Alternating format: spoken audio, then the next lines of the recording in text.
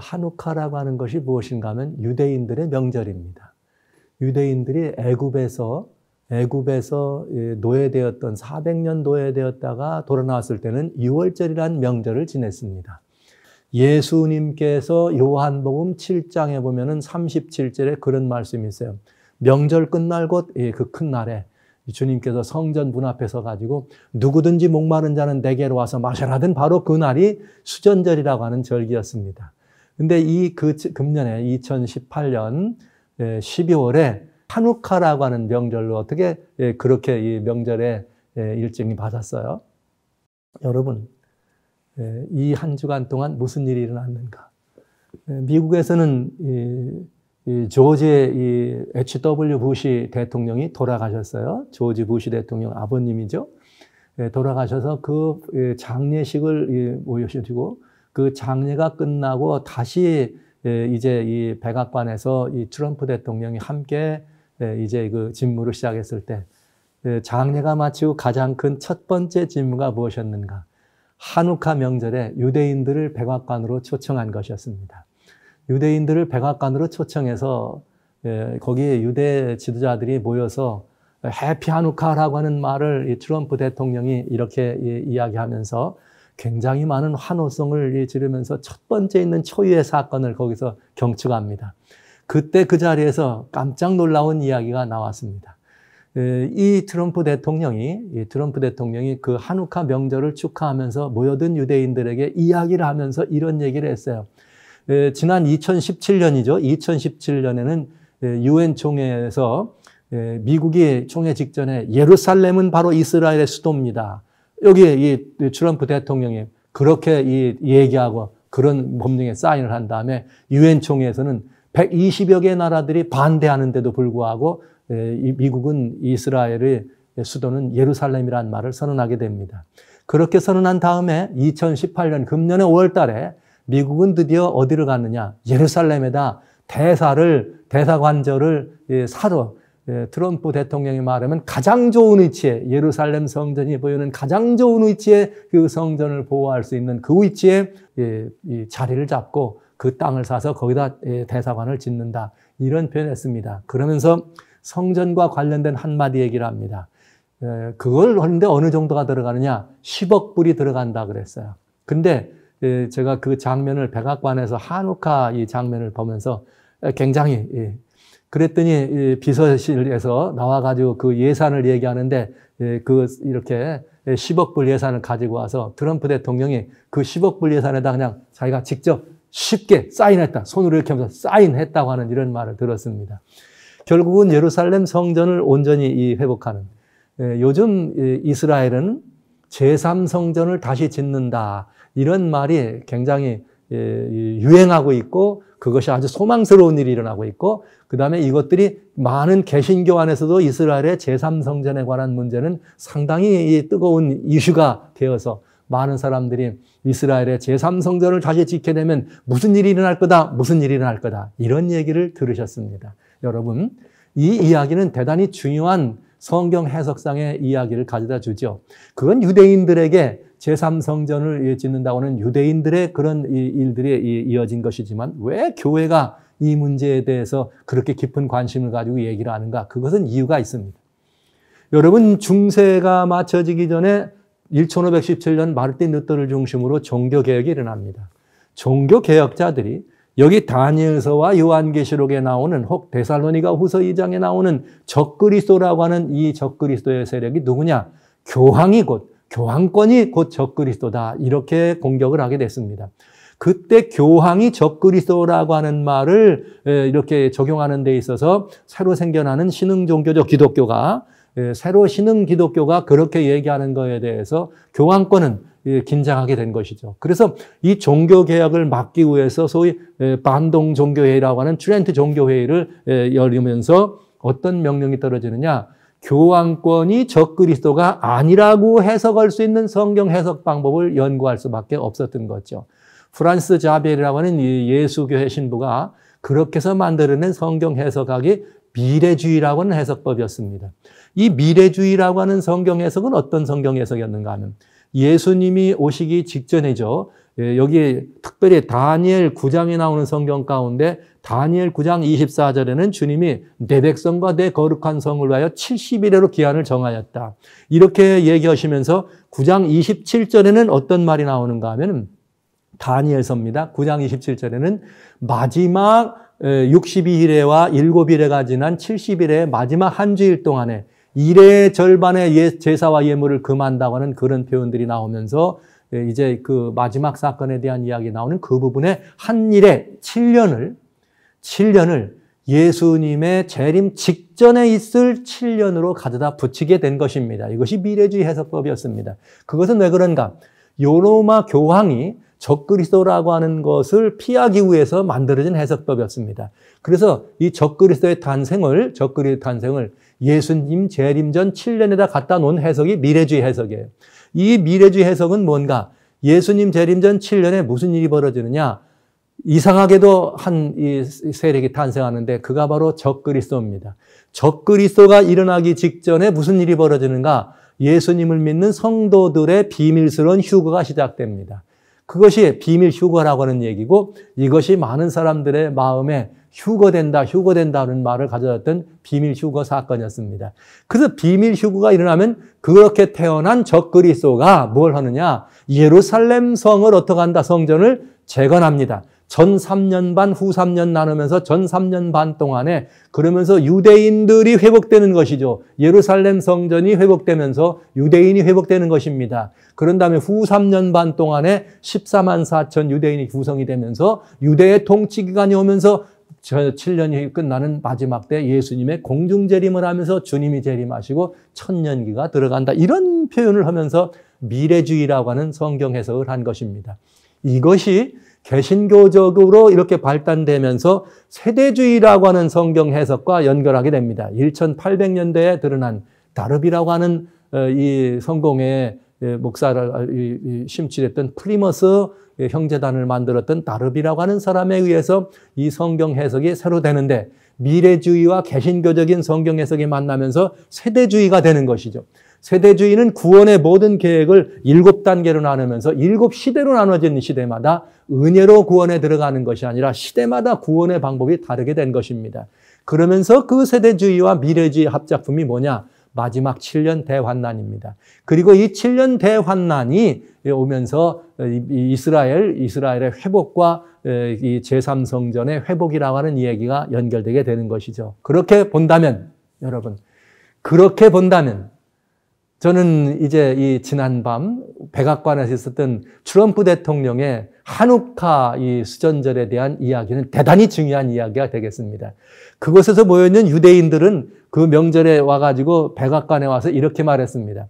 한우카, 이 독립기념일인 한우카 이 명절날 무슨 일 하느냐? 촛대 불을 밝힙니다. 거기에는 하나의 귀한 촛대가 있습니다. 빛이죠. 그런데 그들은 전통적으로 한 개의 초를 가지고 촛대에 불을 붙이면서 한 개의 촛대에 불을 붙였습니다. 그리고 그 유대인들은 이렇게 말했습니다. 하나 더 촛대가 있습니다. 그 촛대는 누구인가? 바로 아메리카입니다. 그리고 미국입니다. 그리고 미국이 또 다른 빛입니다. 그런데 트럼프 대통령이 그 일을 한 것입니다. 뭘 한 거예요? 예루살렘을 어떻게 한 거예요? 이스라엘을 수도로 해놓고 미국 대사를 어떻게 하고요? 대사관을 예루살렘 뒤로 옮겨놓고 거기다 그걸 보호할 수 있도록 안전한 곳에 얘기하고 성전을 회복하기 위해서 10억 불의 예산에다 사인을 했다고 하는 이야기는 바로 세대주의와 미래주의가 합동되어 있는 해석법 가운데 적그리스도가 탄생해서 예루살렘 성전이 회복된다고 하는 그 말과 어떻게 됩니까? 일치됩니까? 어때요? 일치된다고 보십니까? 정확하게 일치됩니다. 오늘 우리는 그냥 모르는 사이에 지나가고 있지만 우리 주변에는 이렇게 사람들이 만들어가는 성경 해석의 여러 가지 부분을 일치시키는 사건이 지나가고 있다고 하는 것이죠. 그렇게 되면 여러분 세대주의와 미래주의가 변화한 데서 만든 세대주의가 만들어냈던 이 해석으로 말한다면 지금 누가 적그리스도가 되는 것이에요? 알고 보면 결국은 미국의 대통령 트럼프든지 아니면 그 얼굴에 있는 이렇게 해서 적그리스도의 탄생을 선언했다고 볼 수가 있겠습니다. 자, 이런 문제들은 뭘 가져다 주는가? 대단히 중요한 성경 바른 종교개혁자들이 해석했던 종교개혁자들이 성경을 해석했던 성경과는 굉장히 다른 부분을 가져다 주게 되죠. 왜냐? 예배소라고 하는 성경 2장에 보면은 12절부터 쭉 연결이 되면서 14절엔 그런 말이 있어요. 우리 주님께서 중간에 막힌 담을 헐어서 이 둘을 하나 되게 합니다. 이 둘이란 누구냐? 이방인과 유대인들이 이제는 담이 없어지고 하나 된 것입니다. 이방인과 유대인들이 하나 됐습니다. 하나님의 구원의 약속, 구원의 계획에 이방인도 유대인도 다 이제는 누가 더 낫고 누가 더 불리하지 않습니다. 모두는 다 공의롭게 동일하게 차별이 없는 그리스도 예수의 의가 전달되는데 유대인이나 이방인이나 차별이 없이 하나 됐다고 하는 이야기입니다.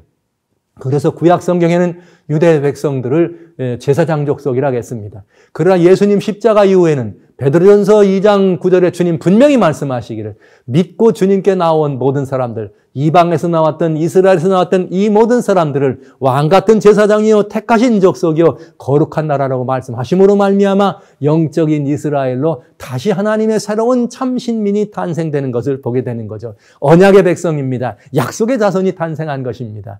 그렇게 본다면은 지금 이 양한 미래주의나 세대주의를 해석한 이 방법으로 성경을 해석한다면은 성경 원래 얘기했던 성경과는 이치에 맞지 않는 것이죠. 그렇기 때문에 마지막 시대라고 말하는 이러한 때, 오늘 이 시대가 참으로 어려운데 주님은 마태복음 24장에 거짓 선지자들에 대한 이야기를, 미혹해 하는 이야기를 많이 말씀하셨습니다. 미혹된다는 이야기는 무엇인가? 미혹은 아무렇게나 아무 뜻도 없이 와서 하는 미혹이 미혹이 아닙니다. 분명히 미혹을 뭘 가지고 할까요? 하나님의 말씀인 성경을 가지고 미혹할 것입니다. 성경을 통해서 이렇게 그런 다양한 해석들을 인위적인 해석입니다. 인본주의적 해석입니다. 사람이 중심이 된 해석입니다. 그리고 오늘날 우리가 눈에 보기 좋게 우리의 귀에 들리기 좋게 하는 해석 방법이 되는 것입니다. 이런 것들을 따라서 이 성경을 해석할 때 우리는 미혹의 영의 역사에 우리가 꼬여들게 되는 것이죠. 자, 이런 부분을 생각한다면 지금이야말로 도처에서 이런 성경 해석으로 이제 그렇기 때문에 이제 트럼프 대통령이 이렇게 말했습니다. 지금 이란이 말이죠. 어떻게 하고 있어요? 핵을 가지고 이스라엘을 공격한다고 얘기할 때 트럼프 대통령이 다시 핵을 다시 무효화시키면서 이란을 제재합니다. 꼼짝 못하게. 그러면서 이렇게 말했습니다. 이란이 다시는 그런 일을 하지 못하게 할 것입니다. 유대인들은 대답했습니다. 당신이 미국이 라이트입니다. 새로운 촛대입니다. 그러면서 미국이 새로운 시대에 대단히 중요한 희망으로 등장하게 되는 사건을 보는 것이죠. 아무것도 아닌 일처럼 볼 수 있습니다. 그러나 성경에 근거가 되어 있고 성경 속에 있는 모든 역사를 주장했던 구약의 모든 주인공들, 여전히 그것을 주장하고 가지고 있는 유대인들과 성경 계시록에 나오는 예언 가운데 13장에 나오는 마지막 짐승, 새끼양같이 올라오는 짐승으로 표현된 미국이 이렇게 하나의 마음을 가지고 하나로 되는 그 사건에서 중간에 막힌 담이 없어지고 새로운 빛으로 등장한다고 하는 이런 사건들은 대단히 중요한 의미를 가져다 주게 되는 것입니다. 백악관에서 일어난 일이었습니다. 여러분들에게 이 말씀을 전해드리면서 다시 한번 우리들의 분명한 관심과 깨우침과 분명한 이해와 이 시대에 대한 분명한 여러분 우리의 대대적인 각성이, 대화와 각성이, 회개와 돌이킴이 필요한 때가 됐다는 사실을 다시 한번 말씀드립니다. 자, 이제 저는 이 지난 시간까지 여러분들과 같이 롯에 대한 이야기 드렸습니다. 시대의 마지막을 바라보면서 우리가 잘 준비됐는가 하는 어린 양의 혼인잔치에 초청받는 사람들에 대한 이야기까지 말씀드렸습니다. 그런데 여기 어린 양의 혼인잔치라고는 말씀드렸지만 오늘은 이런 이 준비와 관련돼서 마지막 시대에 관련된 준비와 관련돼서 오늘 중요한 이제 말씀을 하나 더 올려야 되겠습니다. 저는 오늘 마태복음 25장에 있는 말씀이죠. 마태복음 25장 1절로 4절에는 혼인에 대한 이야기가 한 번 더 나와요. 여기에 이런 말이 있는가, 무슨 말이 나오는가 하면 마태복음 25장입니다. 1절로 그때의 천국은 마치 등을 들고 신랑을 맞으러 나간 열처녀와 같다 하리라. 열처녀의 비유입니다. 여기 열처녀의 비유는 여러분 아시는 것처럼 5은 미련한 처녀였어요. 나머지 5은 슬기로운 처녀였습니다. 이 미련한 처녀와 슬기로운 처녀에 이렇게 분류된 것은 뭘 통했느냐? 여기 보면은 뭐라 했나? 4절에 보면은 슬기 있는 자들은 그릇에 기름을 담아 등과 함께 가지고 나갔다. 저는 여기 이스라엘의 혼인제도가 옛날에는 뭐 밤에 이렇게 됐는데 뭐 밤에 뭐 신랑에 있다가 무슨 신부의 집에 가서 데리고 오고 여러 가지 복잡한 혼인제도에 대한 과거의 이런 이야기들을 많이 여러분 들으셨을 거예요. 또 있습니다. 그러나 현대사회에서는 이런 모든 것들이 다 이미 지나간 지 오래되었기 때문에 오늘 이 이야기가 혼인잔치가 어떻게 진행됐다는 얘기는 별로 중요한 얘기 아닙니다. 그러나 오늘 본문의 말씀을 우리가 자세히 살펴보면 그때의 천국은 혼인잔치에 참석하는 여기 이 처녀들과 같다. 이 말씀이 중심인 것이죠. 여러분 혼인잔치에 준비되게 나가는 여기 처녀들은 신부는 아닙니다. 들러리들입니다. 그러나 들러리도 신부같이 중요한 위치에 있죠. 왜냐하면 같이 그 자리에 서야 되니까. 그런데 여기 본문의 말씀의 핵심은 무엇인가? 천국은 어떤 곳이었는가? 여기 열 처녀를 위하여 마련된 곳이었다는 얘기를 하는 거죠. 그런데 이 열 처녀가 어떤 처녀냐? 등을 들었다는 것입니다. 등을 가졌다는 것입니다. 그런데 이 열 처녀가 다 등은 가졌으나 다섯 처녀는 불을 지필 수 없고 나머지 다섯 처녀는 불을 지필 수가 없었다는 이야기죠. 그래서 본문의 이야기는 아주 간단합니다. 자, 혼인잔치, 이제 신랑이 온다는 말을 들은 것입니다. 신랑이로다, 신랑이로다. 여기 이 어린 양 되시는 예수 그리스도야말로 모든 천하만민에 있는 25%에 넘어서 33%를 기억하고 있는 그리스도인들이 기다리는 신랑입니다. 보라 신랑이로다. 이제는 나오라고 하는 소리가 신랑이 나오라고 하는 소리가 밤중에 6절에 밤중에 소리가 납니다. 신랑이 더디움으로 다 졸았습니다. 그러나 졸았지만 슬기로운 처녀들은 벌떡 일어났습니다. 그리고 등에 불을 붙였습니다. 그리고 그 등불을 피고 신랑을 맞이하러 나갔습니다. 여러분 저는 본문의 말씀을 통해서 여러분들이 이렇게 질문해야 합니다. 그대는 등불을 준비하고 있는가? 등을 준비하고 있는가를 묻지 않겠습니다. 등에 불을 켰는가를 켰는가를 묻고 싶습니다. 여러분은 여러분의 등에 불을 켜셨습니까? 여기 밤중 소리가 이르되 보라 신랑이로다 나오라는 소리가 들립니다. 예수님이 다시 오신다는 소리였습니다. 주님이 다시 오신다고 하는 말입니다. 저는 지난 여러 번에 걸쳐서 주님이 다시 오시는 때가 심히 가까웠다. 이제는 졸며 잘 때가 아니라 깨어날 때다. 신랑을 맞이하기 위해서 깨어날 때다. 깨어나려면 뭘 필요해요? 등불을 가지고 신랑을 맞을 준비를 해야 됩니다. 그냥 등이 아닙니다. 불이 켜진 등입니다. 그러니 여러분 질문해야 합니다. 여러분의 등은 불이 켜져 있는가? 그러려면 이 등과 이 불의 관계를 좀 살펴보는 것이 좋겠습니다. 여기 이 등은 성경의 등이라고 하는 말씀을 여러분 볼 때는 성경은 성경으로 풀면 아주 분명한 답이 나오죠. 시편 119편 15절에 보면 이런 말씀이 되어 있어요. 주님에 대해서 우리에게 말씀하실 때 주의 말씀은 내 발의 등이요 내 길의 빛이라. 주님의 말씀은 내 발의 무엇이요? 등이요. 주님의 말씀이 내 발의 등이라고 하는 표현 참 아름다운 이야기죠. 근데 여기 이 말씀을 잠언이라고 하는 이 잠언 하나님의 말씀 6장에 잠언 하나님 말씀 6장 23절에는 이 말씀에 대해서 대단히 중요한 권면을 하게 됩니다.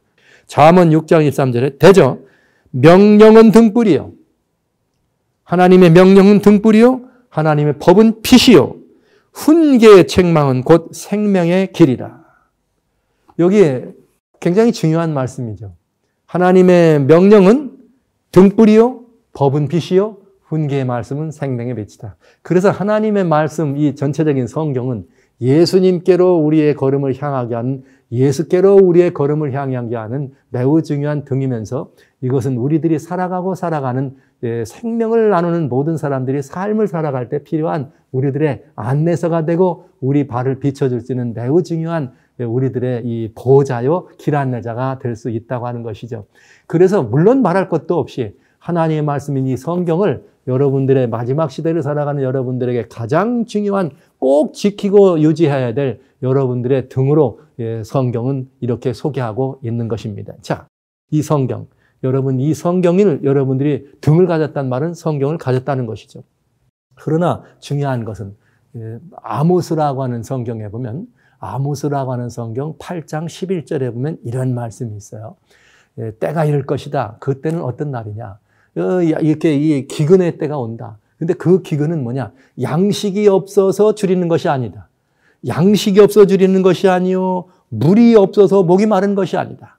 하나님이 기근을 땅에 보내는데 이것은 무슨 기근이냐? 하나님의 말씀, 여호와의 말씀을 듣지 못하는 기근이다 이렇게 말했어요. 이런 말씀을 하면 좀 어색한 표현이 됩니다. 왜요? 등이 하나님의 말씀이라는 것까지는 이해가 되는데 아니 때가 이르는데 말씀에 기근이 온다는 말이 무슨 말인가? 왜 그래요? 오늘날 세상에서 가장 많이 팔리는 책이 성경이라고 안 합니까? 성경 하나님의 말씀을 믿는 사람이나 안 믿는 사람이나 하나님을 아는 사람이나 모르는 사람이나 성경은 고루고루 다 가지고 다녀요. 웬만한 집에 성경 없는 집은 아무 데도 없습니다. 웬만한 학교에 가면 다 대학의 강당에서 그저 다 교수님들도 하나님을 믿든 안 믿든 예수님을 알든 아는 사람들 이 성경에 대한 이야기는 합니다.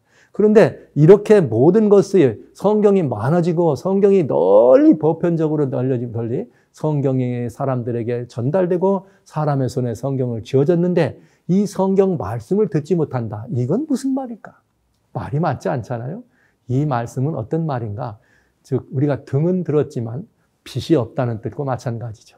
등은 들었지만 이 미련한 처녀와 같이 거기에 이렇게 이 불이 없는 등을 들은 것과 마찬가지로 성경책은 있지만 하나님의 말씀은 없다는 이야기입니다.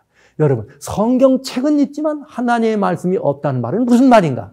이렇게 기록된 성경은 우리들이 많이 가지고 있습니다. 서점이나 아니면 지게 서가에 꽂혀 있습니다. 그러나 이 서점에 들어있는 이 모든 성경, 이것은 단순히 기록된 문자가 아니라 살아있는 하나님의 말씀이라는 것이죠. 이 성경을 살아있는 하나님의 말씀으로 듣는 사람이 없다 이 말입니다. 이 성경을 살아있는 하나님의 말씀으로 증거하는 것이 없다 이 말입니다. 이 성경을 우리의 생명이요 이것이 우리의 도요 말씀에 이 빛이 되는 것처럼 우리들에게 이 말씀이 살아있는 하나님의 말씀으로 살아서 움직이고 생명 있고 역동하는 하나님의 말씀으로 우리들에게 제공되고 또 그것을 그렇게 받아들이고 그리고 그 말씀으로 우리가 살아가는 삶의 생명의 원동력과 기운을 얻어가는 그런 경험들이 없다 이 말입니다.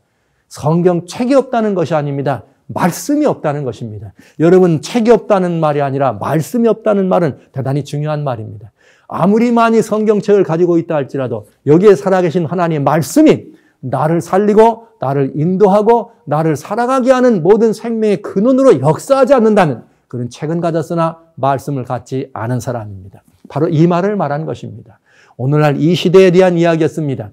우리 그것을 기근이라고 설명한 것입니다. 자, 이것이 우리들의 문제였죠. 등은 많은 시대를 살아갑니다. 그러나 우리에게 이 등이 빛을 내고 있지 않다고 하는 말입니다. 여러분, 중요한 이야기 아닙니까? 오늘 마지막 시대라고 소위 우리가 이야기할 때 마지막 시대를 살아가는 많은 사람들이 성경책은 갖고 있지만 이 성경책이 우리의 길 안내서가 되지 않고 이 성경책이 우리 발 앞에 등불이 되지 않고 있는 시대를 살아가고 있다고 하는 것입니다.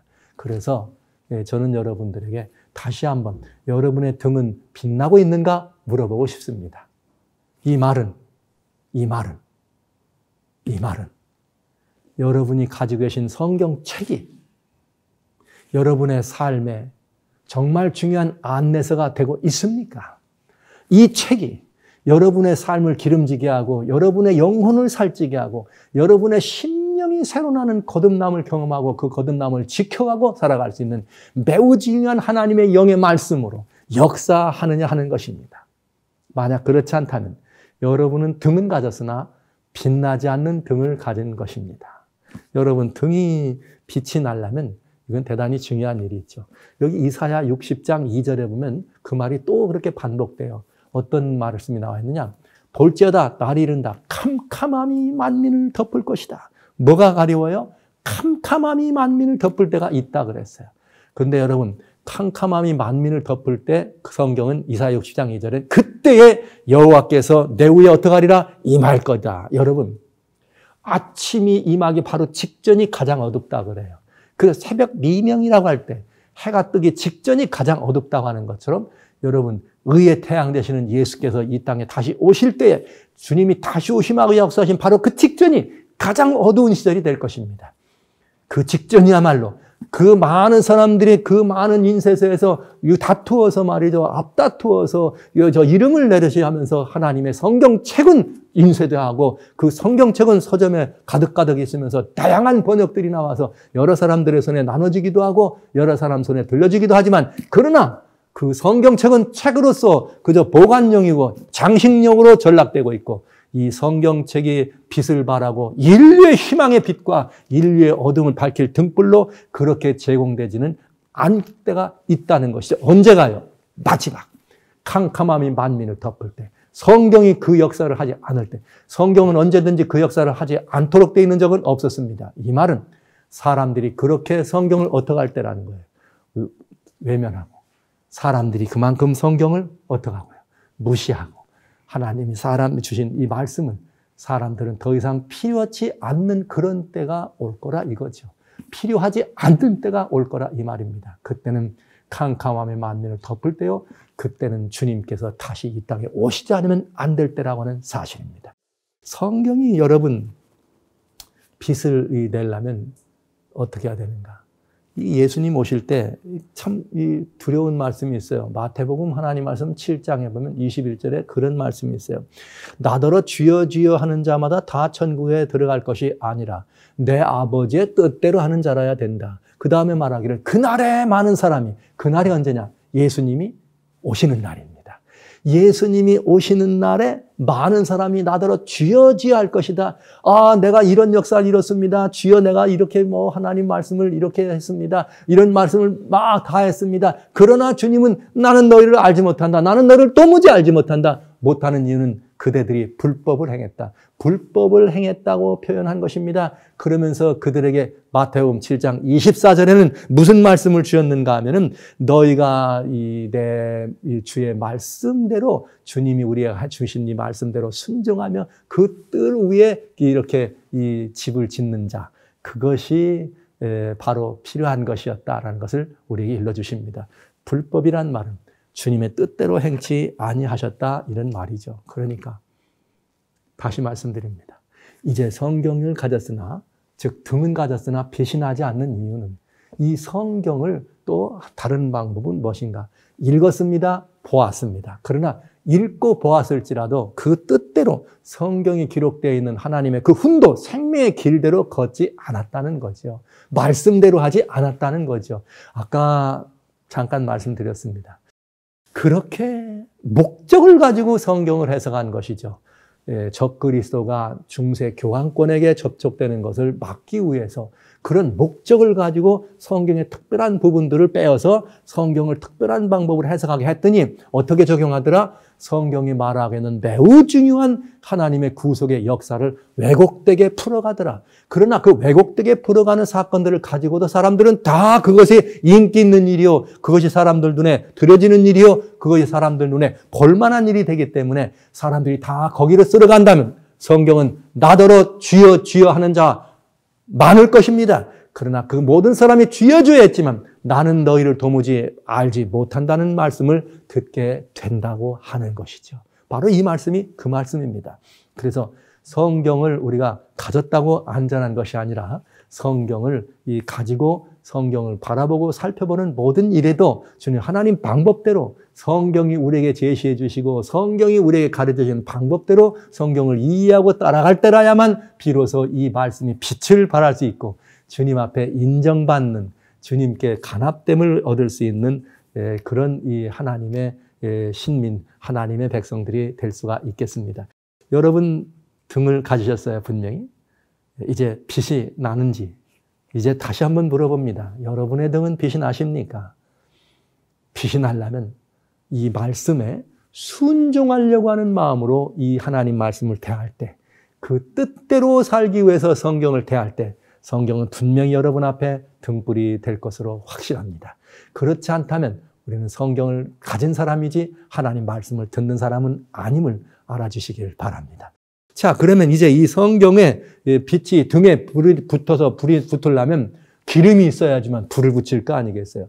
성경이 하나님 말씀이기 때문에 성령의 조명이 될 때라야만 이 성경의 말씀을 더 분명히 이해하고 성령이 조명이 될 때 신령한 것은 신령한 것으로 구분할 수 있기 때문에 하나님의 은혜를 더 많이 감당할 수가 있게 되겠습니다. 그러면 성경의 이런 모든 부분에 대한 이해와 깨달음을 우리들이 바로 하기 위해서 필요한 것은 무엇인가? 우리의 등에 기름을 넣는 것입니다. 그 기름이 가득 찰 때 거기에 불을 붙이면 그 불이 화롱화롱 타면서 우리들에게 더 많은 가르침들을 생명력 있게 전달해 줄 수 있겠습니다. 그러면 여기 우리의 여기 나와 있는 등에 필요한 기름은 뭐냐? 성경은 사도행전 10장 38절에 뭐라고 말씀하셨는가? 사도행전 10장 38절에 보면 우리 예수님께 말씀하실 때 성령을 기름 붓듯 해주셨다. 여기 등에 가르쳐야 된 기름이란 성령님을 준비하는 것입니다. 성령님을 이 기름으로 등에 채울 때에 비로소 우리는 불을 붙이고 등에 불을 이렇게 빛나게 할 수 있게 되는 것이죠. 그러니까 우리가 하나님의 말씀을 우리가 바라보고 이해하고 생각할 때도 하나님의 성령의 인도하심을 구하고 성령의 우리들의 가르쳐 주심과 깨우쳐 주심을 구하면서 우리가 성령의 이끄심을 받는다면 성경은 반드시 우리들로 하여금 모든 진리로 우리를 이끌어 갈 것이요 우리와 하여금 예수 그리스도를 드높이는 그 일에 성령께서 우리와 함께 하시게 될 것입니다. 따라서 저는 오늘 여러분들에게 등에 기름이 준비되어 있는가? 그래서 등이 빛나고 있는가? 여러분 등은 이렇게 준비된 등에 불을 화롱화롱 켜고 있는가 하는 이 말씀을 요약하면서 여러분 지금 이 시대에 우리가 정말 필요한 것이 있다면 이제는 하나님의 준비된 말씀과 여러분 심령떡에 다시 한번 하나님의 성령의 기름을 채우는 것이 우리가 해야 될 마지막 필요한 준비라는 사실을 말씀드리기를 원하는 것입니다. 성령으로 충만해야 합니다. 그러면 이제 어떻게 하면 이 성령으로 우리들이 충만하게 될 것인가? 어떻게? 성령 주세요. 여러분 성경에는 구하라 그리하면 주실 거라. 후히 주시고 꾸짖지 않는다. 또 무조건 구하는 자에게 주님 주실 거다. 구하는 자에게 성령을 주시지 않겠느냐? 그러니 구하라. 성령 구하면 주시나요? 어떻게 생각하세요? 어떻게 하는 것이 성령 구하는 것입니까? 주세요. 구하면 주십니까? 3일 금식하면 되겠습니까? 좀 째째하다 3일은. 한 일주일 금식하면서 주여 네 역사대로 성령 주십시오 하면 됩니까? 성경은 성령을 구하라고 하셨지만 어떻게 하면 성령을 이렇게 받는다든지 어떻게 하면 성령을 주신다는 다른 여러분들이 생각하는 것 같은 그런 구체적인 말씀을 하지 않았습니다. 그러나 성경은 우리들에게 매우 중요한 두 가지 안내를 해 주십니다. 여러분 주의 성령의 역사도 우리의 구원이 총체적으로 역사적으로 이루어지는 구원에 관한 이야기가 있고 그렇게 이루어진 구원을 개인적으로 영접하는 이야기가 있습니다. 두 구원에는 두 측면이 있어요. 예수님이 십자가에 달려 돌아가셔서 모든 죄인을 위하여 돌아가신 사실은 역사적으로 사실입니다. 역사적으로 모든 인류는 거듭났습니다. 예수님의 부활하심으로 말미암아. 그러나 아무리 역사적으로 세상을 구원하신 예수님이 계시다 할지라도 개인적으로 이 예수님을 내가 영접하지 않으면 그는 구원에 들어갈 수 없는 것이죠. 그렇기 때문에 역사적인 사실을 내 것으로 영접하고 내 것으로 받아들이고 내 것으로 주장하고 내 것으로 믿음으로 소유하게 될 때 비로소 개인의 구원이 이루어지는 것이요 개인의 거듭남이 이루어지는 것이요 개인의 새로운 피조물화 새로운 삶이 시작되게 되는 것입니다. 그것처럼 성령의 역사도 구속의 경륜 속에 역사적으로 이렇게 이루어지는 성령과 개인적으로 이루어지는 성령의 역사가 다르다고 하는 것입니다. 여러분 아시는 바대로 우리 하나님께서 요엘서 2장에 보면 23절에 그런 말씀이 있어요. 시온의 자녀들아 너희는 기뻐하라. 시온의 자녀들아 너희는 기뻐하라. 왜냐하면 주님이 우리들에게 성령을 주시는데 이른 비와 늦은 비를 주시겠다 약속하였습니다. 이른 비를 주시고 늦은 비를 주시는데 늦은 비와 이른 비가 어떻게 할 것이다? 다 전과 같을 것이다. 이렇게 성령을 우리에게 허락하시고 약속하십니다. 그런데 베드로가 말이죠. 베드로가 사도행전에 보면 초대교회 베드로가 이 말씀을 인용하면서 하나님이 성령을 우리에게 주셨다 이렇게 설명하십니다. 그런데요. 사도행전 2장 1절에 보면 역사적 이렇게 이 구원과 마찬가지로 성령님의 역사적 강림에 대해서 설명할 때 뭐라고 말했는가? 사도행전 2장 1절에 보면 이렇게 되어 있어요. 오순절날이 이미 이름에 저희가 다 한 곳에 모였더니 호련히 하늘에서부터 급하고 강한 바람 같은 소리가 이렇게 불어나오면서 저희 온 집에 가득하더라. 뭐가 이르며? 오순절날이 이르며. 여러분, 역사적으로 주님의 성령은 언제 오는가? 때가 차야지만 오게 되어 있습니다. 때가 차면 오게 되십니다. 이렇게 해서 때가 찬 경륜이 이루어질 때, 성령이 충만하게 됐을 때, 이제 역사적으로 이루어진 이 성령님이 임하시는 사실을 믿음으로 영접하고 이 사실을 믿음으로 자신의 것으로 주장할 때 우리는 예수 그리스도를 개인의 구주로 영접하면서 그 성령의 역사로 말미암아 영접하면서 그 성령의 놀라운 이 충만함을 입게 되는 것이죠. 우리는 예수님을 영접하면서 그 예수 이름으로 죄사함을 받게 되고 성령을 선물로 받게 됩니다. 이것이 개인적인 구원으로 이루어지는 성령의 역사입니다. 이게 사도행전 2장 38절에 그렇게 되어 있어요. 너희가 다 예수 그리스도의 이름으로 어떡하라? 침례를 받으라. 그리하면 주님이 뭘 주신다? 죄사함을 받고 성령을 선물로 주시겠다. 개인적으로 이루어지는 일입니다. 역사적인 성령과 개인적인 성령 강림이 이렇게 되어 있어요. 우리는 이것을 이른 비 성령이라고 얘기합니다. 자, 그러면 늦은 비 성령에 대해서 여러분 어떻게 생각하십니까? 성경은 요에서 2장 27절, 28절에 약속이 있어요. 말세에 어떤 일이 벌어져요? 또 그날 이후 말세에 무슨 일이? 하나님께서 성령을 모든 만민에게 주어주십니다. 그리고 하나님의 남정과 여정의 성령을 주십니다. 마지막 때 우리는 이 모든 것들 늦은 비라고 얘기합니다. 그러면 늦은 비 성령을 어떻게 하면 받을 수 있습니까? 늦은 비 성령을 받는 비결은 뭘까요? 뭐 하면 되겠어요, 여러분? 오순절이 뭐가 될 때 왔어요? 때가 참에 온 것처럼 늦은 비 성령도 뭐가 되면 와요? 늦은 비 성령도 때가 차면 온다 이 말이에요. 무슨 때가 차면? 예수님 다시 오시기로 작정된 때가 차면 늦은 비 성령이 올 거다. 이렇게 약속하신 것이죠. 그러면 이제 우리는 이것이 역사적으로 이루어지는 성령님에 관한 이야기입니다. 그러나 역사적으로 이루어지는 성령님의 이야기가 있다 할지라도 이 성령님이 개인적으로 임하지 않으면 안 된다 이 말이죠. 예, 개인적으로. 이 사실을 믿고 영접하면 마지막 때도 하나님께서 성령으로 충만하게 하실 때가 있습니다. 예스! 바로 우리는 지금이 마지막 때라면 지금이 그때입니다. 이 사실을 믿으면 개인적으로 이 믿음은 어떻게 되는 거예요? 내가 이 성령님을 내게 임하게 하실 수 있다는 거죠. 성령님을 개인적으로 충만하게 하는 비결은 성경에 딱 하나 있어요. 구한다는 것이 중요한 것이 아닙니다. 여기 성경은 사도행전 5장 32절에 이렇게 말씀되어 있습니다. 사도행전 5장 32절에 뭐라고 되어 있는가? 우리는 이 일의 증인이요. 우리는 이 일의 증인이요. 하나님이 자기를 순종하는 자에게 주신 성령도 그러하니라. 여러분 얼마나 분명합니까? 여러분 하나님께서는 자기에게 순종하는 자들에게 성령을 주신다고 약속했어요. 여러분 하나님의 말씀에 순종하는 일 쉬울까요? 어려울까요?